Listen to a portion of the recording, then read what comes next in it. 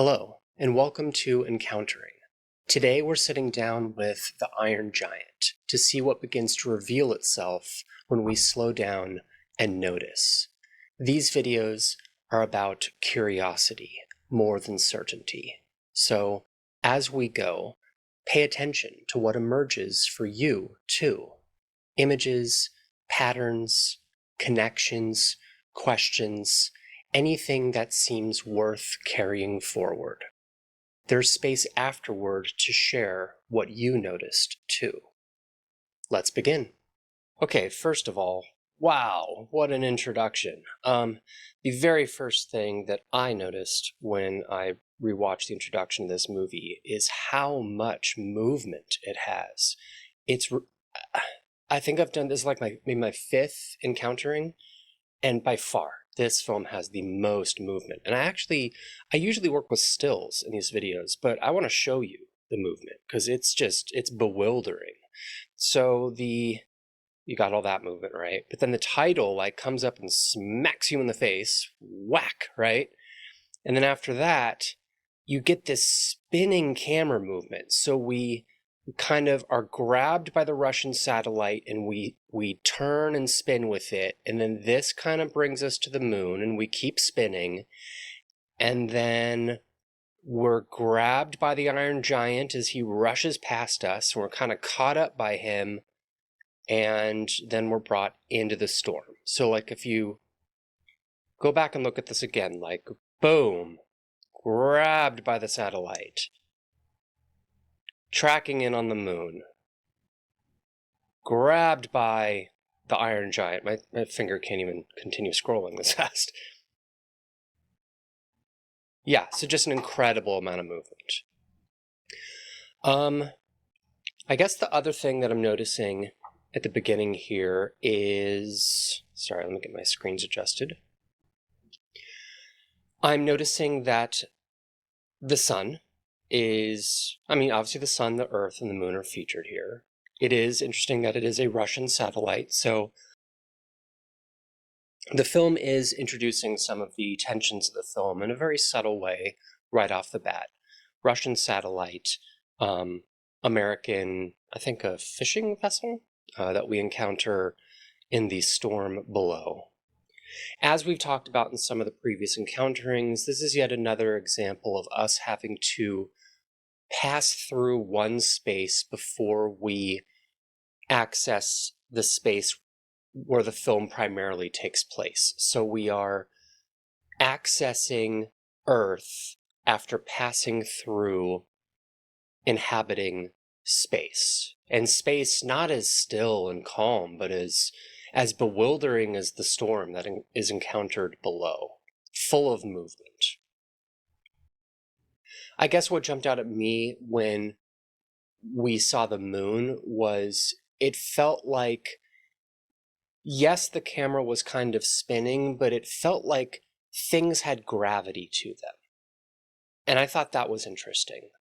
I guess of all the things that should have the most gravity, the Earth itself seemed to have the least amount of pull of all of the things that we see in this image. Like the Russian satellite grabs us with its gravity, and then the moon grabs us with its gravity, and then the Iron Giant grabs us again, and then it's like we're caught up in his wake and pulled down to the earth.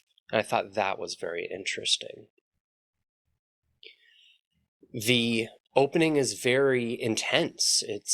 You might expect an opening in space, potentially, for them to go with the choice of there being a lot of silence, maybe only music, right? But you get the beeping of the Russian satellite, you get the whoosh of the Iron Giant as he rushes past you.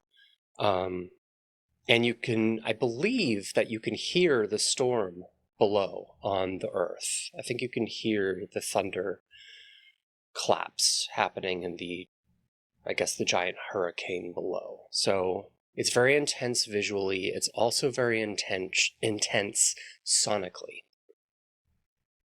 I thought that it was also interesting that we passed through the eye of the storm. It almost manifests like a tunnel that you pass through it. we've talked in other encounterings and other films we've looked at about thresholds and passing through doorways and entering spaces. And I think this is a very interesting way of entering Earth as a space, passing through the eye of a storm. It's an unusual choice. Like, thinking of a storm as a doorway to our planet, I guess given some of the tensions that this film explores and how, this takes place during the Cold War. I mean, metaphorically, one possible interpretation is that, at this time to enter our planet, maybe you kind of do have to pass through a storm to enter our space. It is a very terrifying time to have lived through. I guess it's also interesting how much space the storm is given.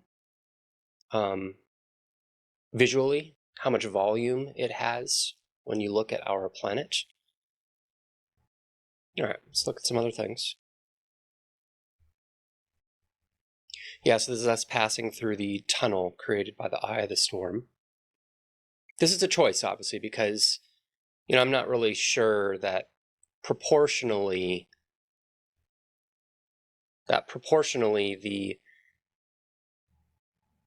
this storm would have this much depth to it, that it would really read this much like a tunnel. I could be wrong.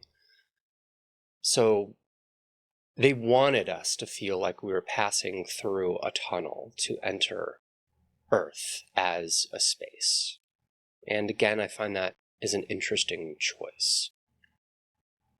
It makes it feel more like, instead of passing through the storm like it's this like a sheet of paper almost, right? Or you don't spend long inside it. It's like you spend time inhabiting the storm itself. And I think, given what I said before about the conflict between Russia and America during this film, it makes sense that they would have us inhabit that space for a bit. And then we get down below to the Earth and just immediate tension, and it's just overwhelming, the power of this storm and how small this ship is in the face of all of the things it is contending with. The storm, the waves, the choice of having a red light and a green light is very, very interesting to me. Definitely noticing that. I have learned in these encounterings not to try to attach too much concrete meaning to colors symbolically. So I'll just say some ideas that are jumping out at me. The fisherman, or the guy who's piloting this boat, encounters the Iron Giant here at the beginning, and there is very much the tension of looking up at this giant, monolithic encountering of this entity, right? And fearing, what are its intentions? And red, might be associated perhaps with more evil intentions. Green might be associated with safer intentions, or perhaps even more natural intentions somehow. I don't know. I think there's a lot of readings that you could attach to the colors of these two lights, but that's what jumps out at me.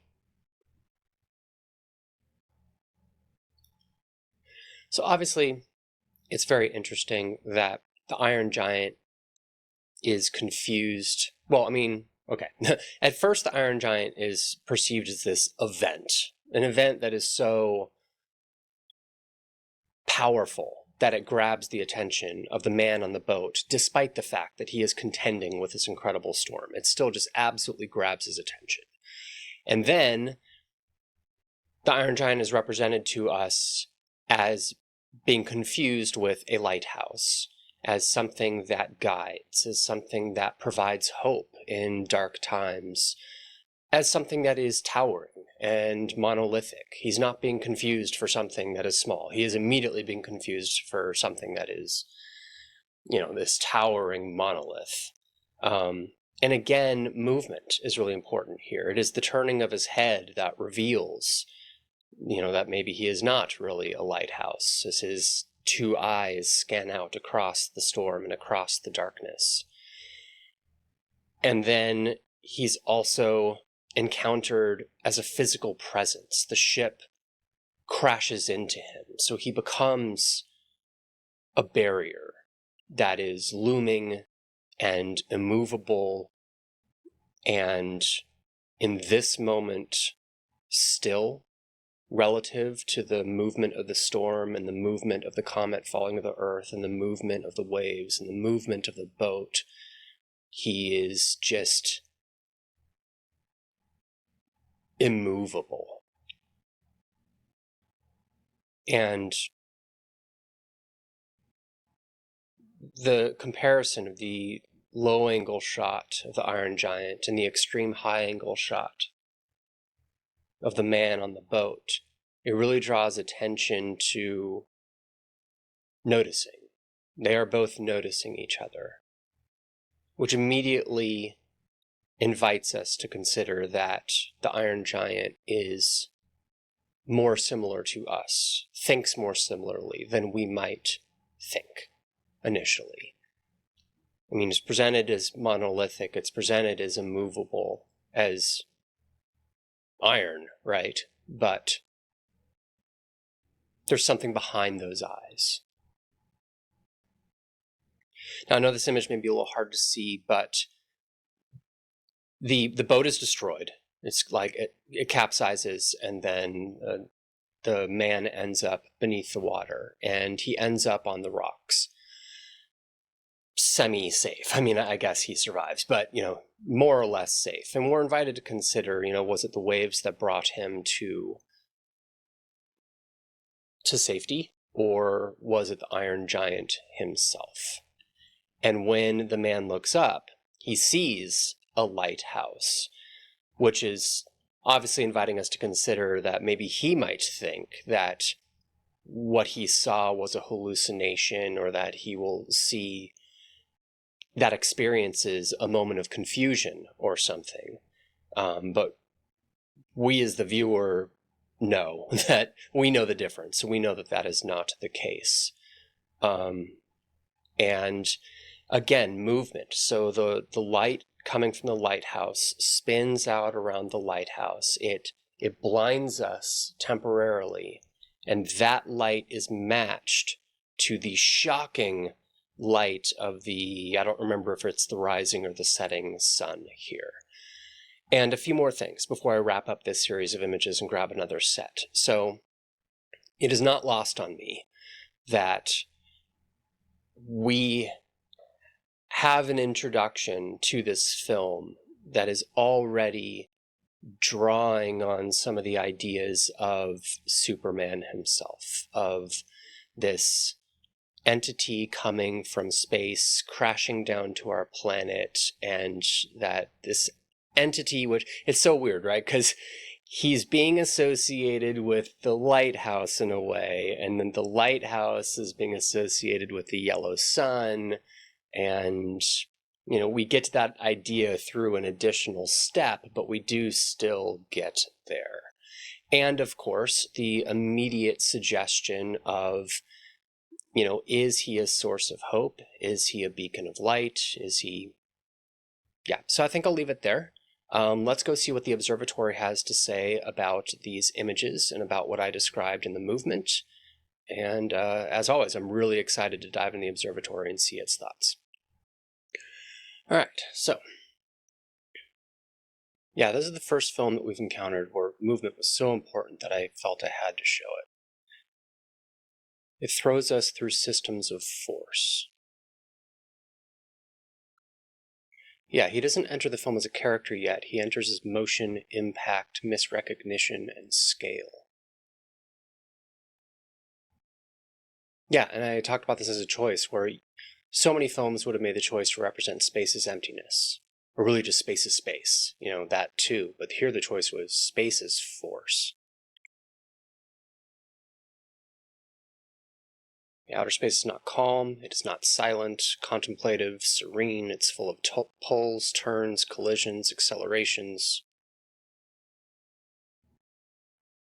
Yeah, the camera's being grabbed by all these things. Yeah, so it's not like that could have been another choice, right? You could have just had this establishing shot of the Earth. Maybe something kind of a little bit like WALL-E, you know? Although that has movement too, but you could have a still establishing shot of the Earth and then just cut to being somewhere on the Earth. But that is not how this film begins. We are being caught in the wake of things larger than us. And yes, the film is very much about forces that move people and machines. Programming, fear, gravity, appetite, curiosity, militarization, friendship, choice. Yeah, movement is asking us, what is carrying this body? Yeah, so the Russian satellite bringing geopolitical history into the frame before any human character appears.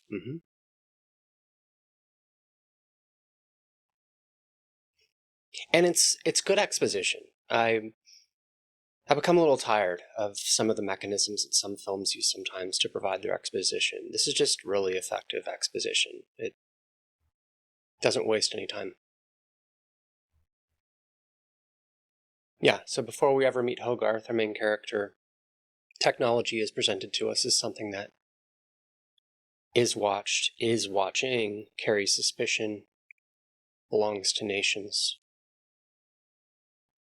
Yeah, the giant is arriving into a world that is trained to see objects from the sky as threats.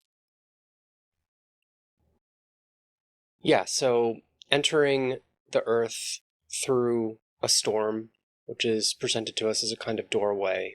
Earth is not first presented as a safe domestic space. It is presented as a planet with weather, violence, darkness, pressure, instability.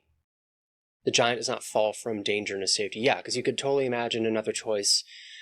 Have the meteor come down and have it land in the middle of nowhere, somewhere still, But no, that's not the choice. Choice is, and it's interesting also that he lands in deep water. Water itself is often associated with the cosmos, so I think that that was a deliberate choice as well. Yeah, to enter Earth at this historical moment may mean entering a storm already in progress.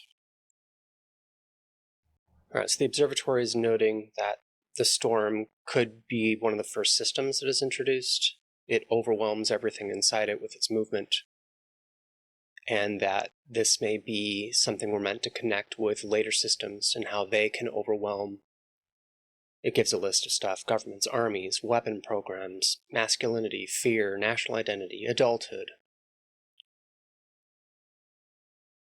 It likes my caution about the red and green. Yeah, because it always criticizes me when I attach meaning to color so quickly in a movie. I did have another thought while it was processing. It occurred to me that it was interesting, red-green with Superman being associated with red and green being associated with kryptonite.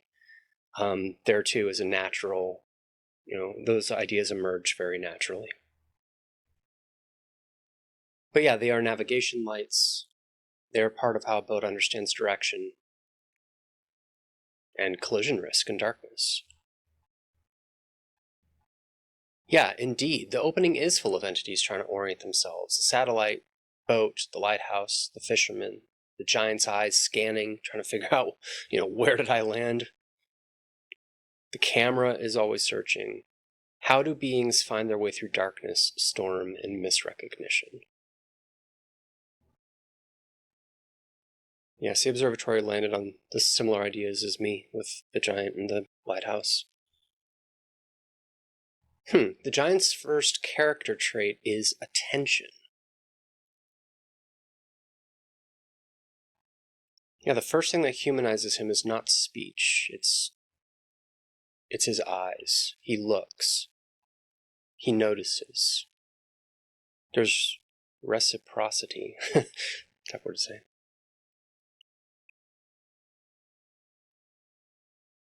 Yeah, two beings noticing each other.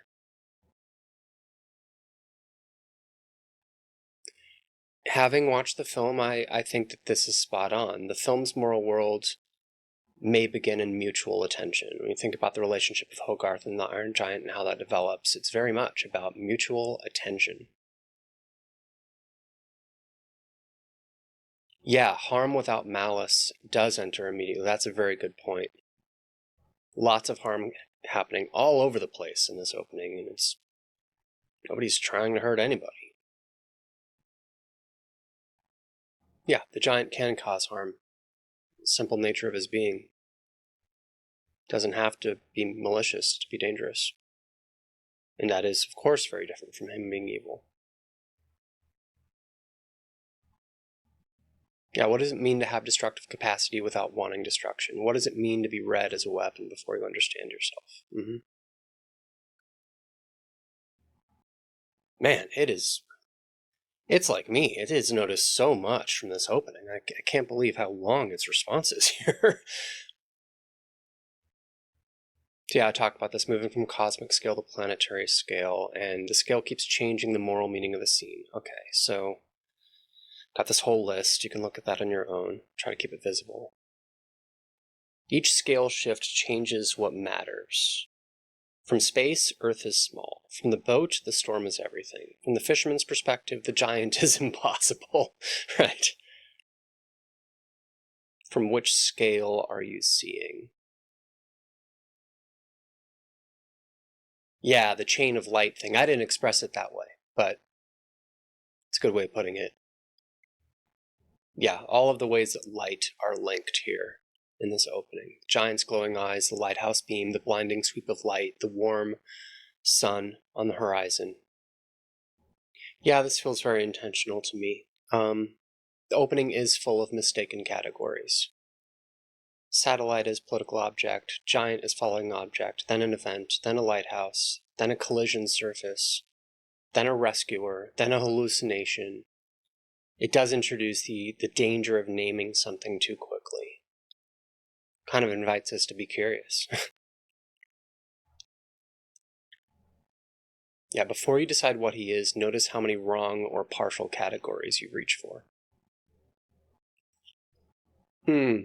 Very good point. The giant enters the Cold War world, yes, but his first human relationship is not institutional. It is fragile, bodily, frightened, and observational. Yeah, that will matter later when the film contrasts institutional fear with individual recognition. It's a very interesting way for the Iron Giant to encounter us. And good openings in movies do this. Good openings, they capture the essence of the entire film very, very briefly and concisely and beautifully. And I mean, a film doesn't have to do this to be great and amazing, but I have noticed how many truly remarkable films successfully capture their themes almost immediately. I would snap, but it'd make your speakers explode. All right, so that wraps up more or less what it had to say. So I'm going to pull up one more set of images, and we will look at what emerges for us in that set, and then we will see what the observatory thinks, and then we'll probably conclude the video. All right, I collected our second set of images here, basically getting us all the way through the scene where Hogarth brings the squirrel into the diner that his mom works at, and then us getting an establishing shot of his house. I don't think there's quite as much to say about these images, or at least I don't intend to say quite as much, so this should go faster. Start my dictation. Okay, so after seeing the rising sun, we get this shot of the docks in the aftermath of the storm. To me, what jumps out here is that this shot serves as a reminder of the impact that these large systems and these large forces can have on small communities that may not have, the robust capacities to withstand the power of these movements. It does take a toll, it does wear, it does cause damage. The film consistently makes it a choice to show us the natural world. I think that's very interesting in a film that also places so much of an emphasis on technology. Nature is given its own weight and its own gravity. That can connect with the storm itself as being, I mean, yeah, the movie is interested in political systems, it's interested in mechanical systems, but it's also interested in natural systems. And I think it's always trying to remind us that nature is its own gravity, its own force. And it feels like to me, and I don't recall, I haven't seen the movie for quite some time, but it feels to me like nature is being associated a little bit more, with the exception of the storm, nature is being associated a little bit more with stillness, a little bit more with silence. I mean, that's not a surprising association, but I got that from this shot where Hogarth enters riding his bike, and again, it's not like we have this violent introduction with a ton of movement, overwhelming system and forces, and then we just transition to a scene that's all about stillness. We transition and movement is continuing.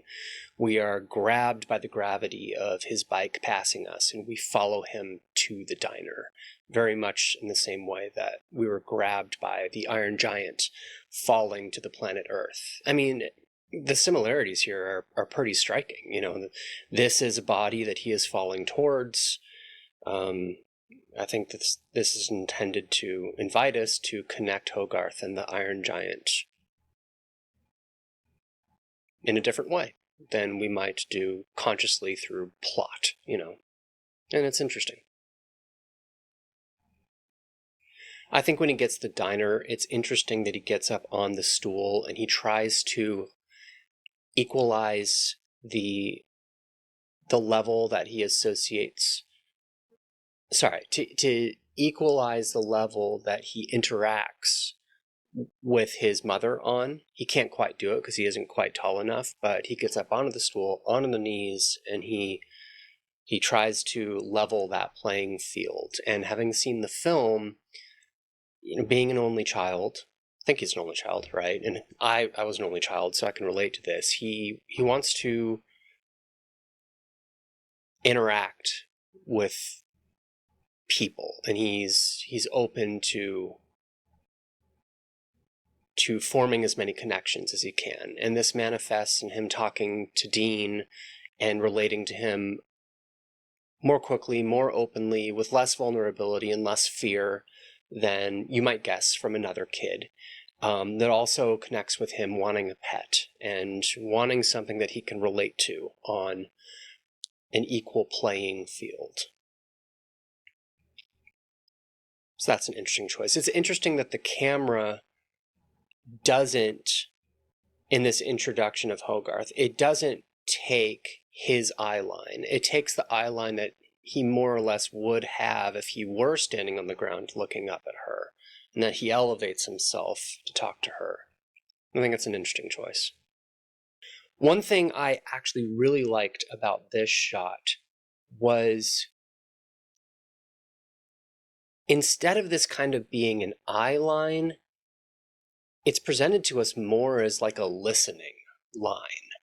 She's listening to him, but her attention is, you know, she's trying to pay attention to him because she's a good mom, you know. She's trying to give him all of her attention, but she's working, you know, so her eyes are kind of more focused on what's happening around her, waiting the tables, but, you know, she is listening to him. I don't know, there's not a lot, I'm not saying there's like a ton of deeper meaning there, but I think it's an interesting choice. So it's fascinating to me that he wants a pet, right? And it's this squirrel. It's this uncontrollable force that, you know, he says that he has this connection with. But there's already this dynamic between him being this very, very large entity who is drawn to and wants to care for and wants to form this relationship with an entity that is very, very small. And then, of course, as we know later in the film, he ends up being the small entity that is squirrel-like, and then the Iron Giant is the towering, looming companion. So the film is playing with size here. I don't think there's too much more to read into that, but it's an interesting choice. Here again, the film choosing ways to perform exposition for us without spending a long time having characters talk and explain it all to us. We see a newspaper and it draws us into the world surrounding this port town in, did they say it was Maine? In Maine, I think. It's interesting that the newspaper is presented as a way of obstructing seeing people. He can't really see the man behind the paper, and then the man, I think this is supposed to be a point of view shot, right? The man can't see the boy. It's like what's going on in the world interferes with our ability to see and connect with each other, which makes sense. There's a lot of suspicion. There's a lot of fear. There's also a lot of interest in outer space during this time in history, and that is communicated to us in a variety of ways here on this newspaper. The Russian satellite, the Moon Explorer, giant, towering robot with a beacon of light coming out of its head. It's all very cool. This is very good exposition. I'm actually not quite sure what to make of the choice to introduce Dean as asleep and unconscious when we first encounter him. And also he's kind of hiding behind these very big, dark glasses. The observatory keeps telling me you don't have to put labels on everything. That's a part of the noticing process we're trying to perfect here. I'm just noticing that we're encountering him, he's asleep, and he's behind these big, dark glasses, which match his, costume design. Blackness on blackness, and black hair. Mr. Artist over here, right? Okay, one thing I did like about these shots of the fisherman reporting what he saw, and he encountered this, this big robot, is we're given a follow-up shot of him telling these men at the diner what he saw, and the composition is very balanced. Very balanced compositions can suggest a lot of things. To me, we know he's telling the truth, but it's interesting that the film is choosing to sort of back him up. And, he's framed. You get a more or less a sense of a balanced composition with one man on the left, one man of the right, objects on the left side of the window, objects on the right side of the window. I don't know what to call these, but what do you call these in a window? I have a window like this in my house. It's just like this, but whatever. This kind of creates a sense of almost like rule of thirds a little bit. It's not perfect, but yeah, you get this sense of a balanced composition as he tells his story. Which, it's interesting to me because this moment is about being backed up, right? Dean chooses to back up his story. The men at the table laugh at the fisherman and then laugh at Dean. The camera is making the choice here to back up the story. The camera is itself a piece of technology. We've encountered a few films now, and the choice to center Hogarth within the frame often, not all the time, but often, is different from other films that we've looked at. Here, the camera zooms in on him as he has this moment of realization, hearing about, this giant robot that was encountered in the storm. But we're not treating him like a character who is scattered in the way Brennan was in Step Brothers. He is very much the focal point, and the camera is choosing to acknowledge him as such. I guess what's interesting me about this image is it invites us to consider what it's like to be a very small thing encountering a very large space. But for the Iron Giant, he's a very large thing encountering, I mean, yeah, it's still a big space, but he's like a very large thing encountering a very small space. I don't know if that's intentional, but it's what I'm noticing as I see this image and think about the squirrel crawling up Dean's pants, eliciting this among many other fantastic facial expressions. I also am noticing that this opening scene is very interested in like how people present themselves to us and craziness. And he comes off here as being quite strange, not just to Annie, Hogarth's mom, but really to everybody in the diner. And that is not something that's just happening now. The other men listening to the story of the boatman, the fisherman, they don't take him seriously. They think he's a little nuts. So this is something that has already been attached to him. And how we perceive people, how we label people, the film seems very interested in this. And Hogarth doesn't seem to do that as much. At least so far, he seems to take people more at face value. He seems interested and curious. How could I not capture this shot of him dumping the squirrel out of his pants onto the floor of the diner? It's fantastic. Also playing with scale again. Also playing with, noticing and seeing. And then we shouldn't be surprised, right? So we have another storm occurring. The squirrel runs around the restaurant and everything is swallowed by this movement. The waitress drops the stuff on her tray, chaos erupts in the diner, things are falling, people are freaking out, stuff is being launched into the air all over the place. It very much reminds me of The Storm, right? I succeeded in capturing this fantastic shot of him spitting I think it's coffee into her face. But yeah, more movement, more chaos. I think it's interesting how she responds to the storm of movement around her. Some people are very, like he's spitting coffee out of his mouth and she's like totally freaking out. There's an animal running through the restaurant and she falls over. But Annie is herself kind of monolithic. She stands there and she's stable and she's centered in the frame and this is a great introduction to her character for those of us who are familiar with the movie. This is a great way of capturing her. A storm surrounds her and she holds steady. Another centering of Hogarth. I won't dwell too much on it. And then we have us transitioning to his home. Nature featured again, stillness. I guess the last thing I'll say before I conclude my encountering this film is it jumps out at me that the home is something that is very large. I mean, really to anybody, but especially to a kid. Kids are so used to looking up at things that loom over them.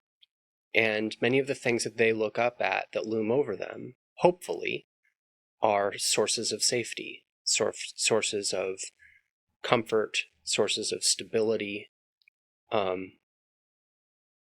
Maybe we lose some of that as we become adults, the willingness to trust something that has power over us, that looms. And, it is Hogarth who initially is able to set aside his fear of this towering monolithic entity, and to see it as a source of companionship and comfort and safety. And that's interesting to me. All right, let's see what the observatory has to say. While it thinks, I've really come to find that I enjoy these sessions where I sit down and I do this with a film. I think there's like balance in our lives, and our lives often try to sweep us up in its momentum and sometimes in its storm. And we get caught up, and as a result, we may feel like we can't stop and sit and notice. And that's the purpose of these videos. I want to try to create a space where it's not about how far we get in the film, it's about what does emerge when we sit with something in stillness and we give it time and we give it space. It's amazing to me how much meaning does emerge from these films. Sometimes I just grab a film. Recently I did Turning Red, and I had only seen that while I was subbing a class. I was barely familiar with the plot, but I knew I loved the film. And, it doesn't matter how many times I've seen the film. This process still, meaningful ideas, meaning still emerges from what we do here. And I'm sure that meaning is emerging for you as well. So doing this is rewarding individually, but I'm interested to hear what you have to say as well. Right, yeah, so the second section of the movie does clarify that it's not leaving the storm behind, it's scaling the storm down. First sequence gives us cosmic force, weather force, mechanical force, collision force, now squirrel, gossip, newspapers, a working mother, a child trying to be heard. Yeah. Different scale, same problem.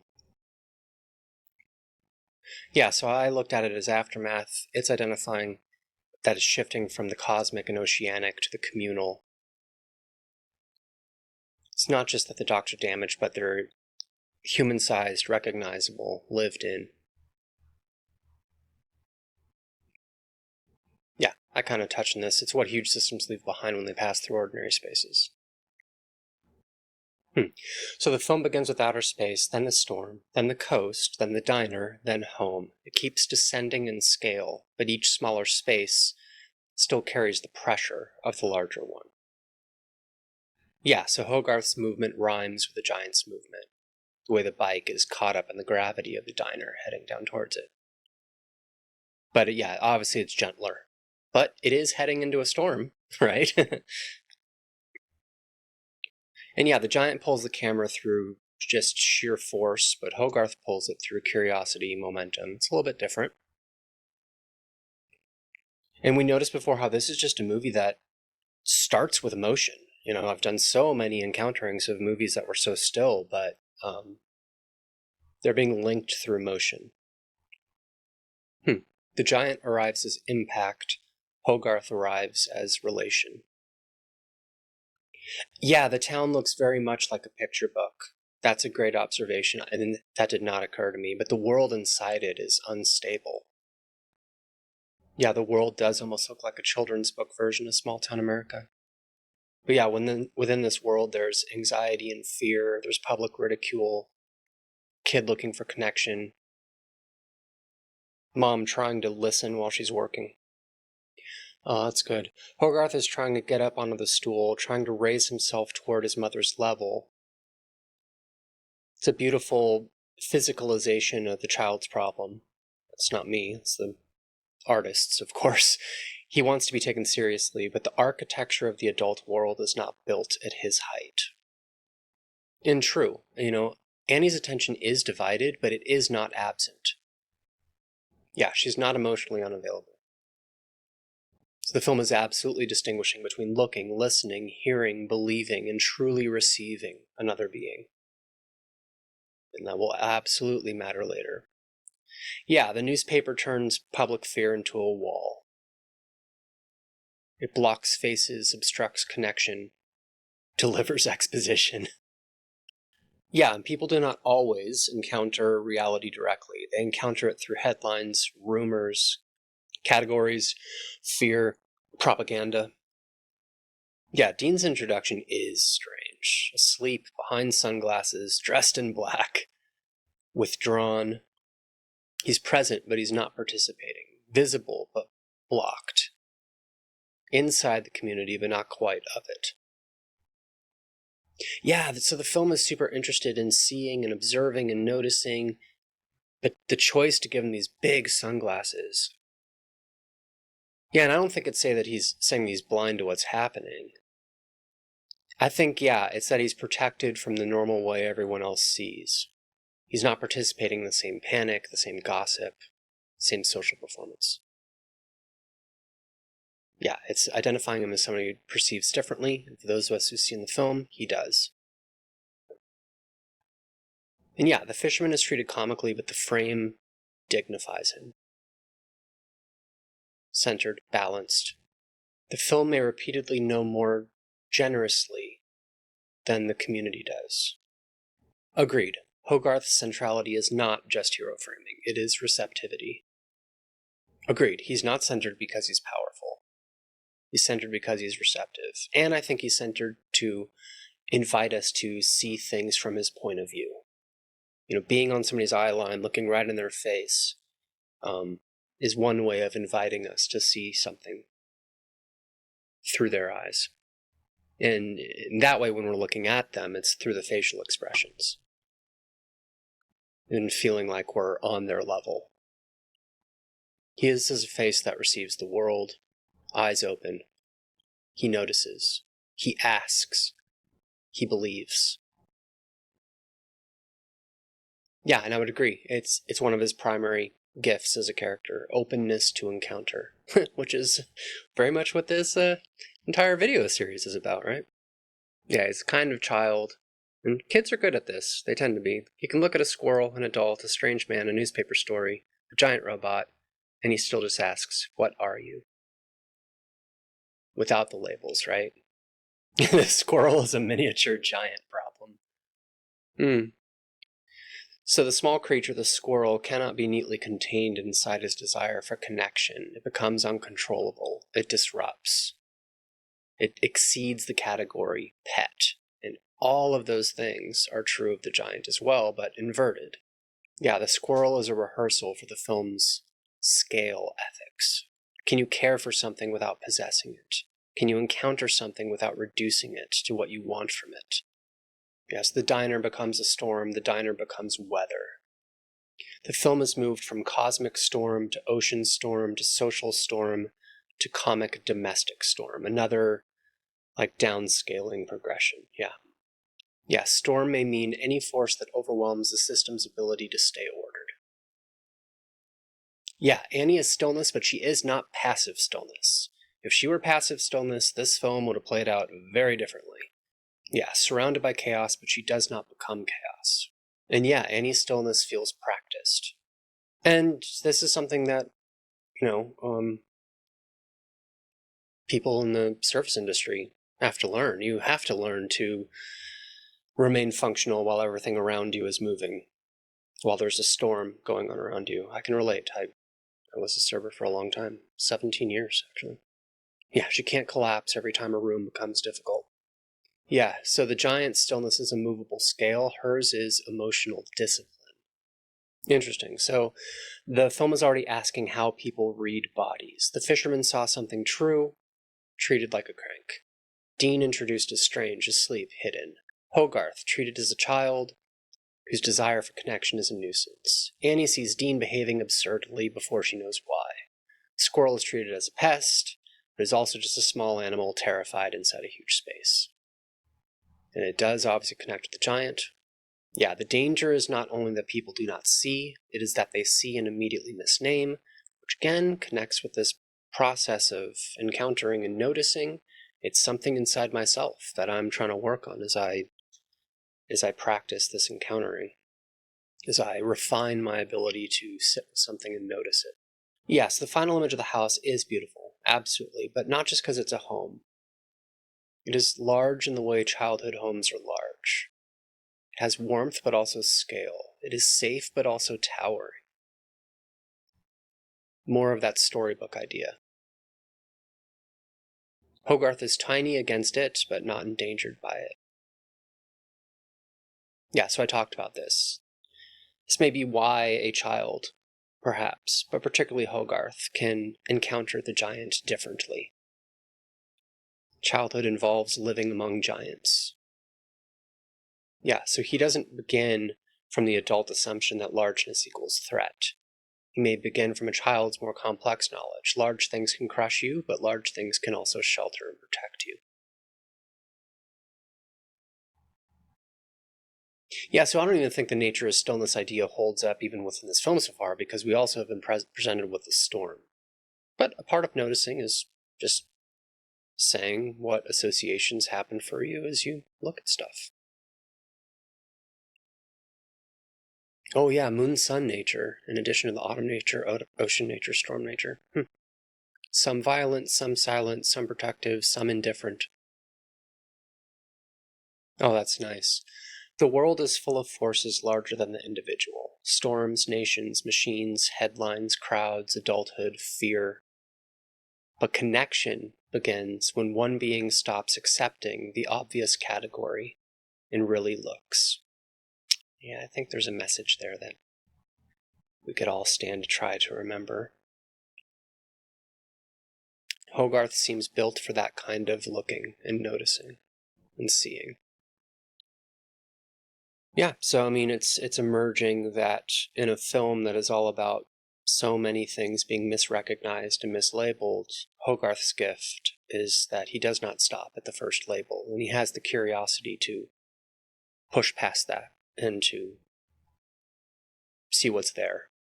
And I'm glad that we encountered this film today, because I don't know about you, but I'm going to go into the rest of my day with that in the back of my mind, and I hope that that's an idea that I can carry forward